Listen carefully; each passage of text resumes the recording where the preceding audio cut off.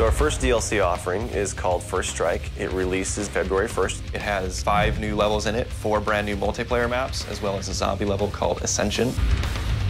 Kowloon is inspired by the single-player campaign level that was also set in Kowloon City, China, but the actual design and the layout and the geometry in the map is built from the ground up for MP. Kowloon is the only map that has zip lines, which will allow players to quickly get from point A to point B. The trade-off to that is that you're completely exposed while you're on the zip line. You can't use your weapon. It's going to get you to your location much faster, but there's also the risk that you're going to get shot.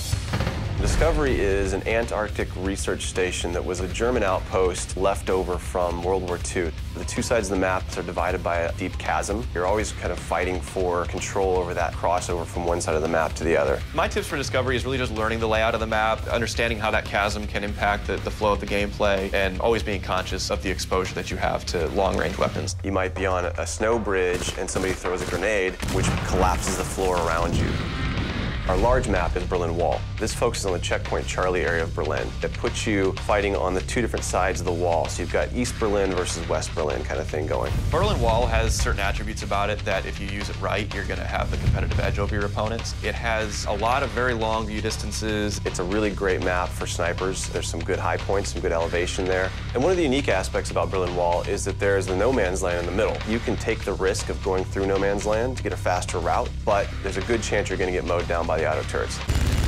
The stadium's one of my favorite maps. I am a run and gunner, so I tend to like that map. It's going to provide those close quarter players tight adrenaline, action-packed experience. So never underestimate the value of tactical insertion, and always be checking your corners and realize that these engagement distances are going to be really small, so use that to your advantage. I think it's going to cater to a lot of the players who just like the frenetic style of gameplay that Call of Duty has to offer.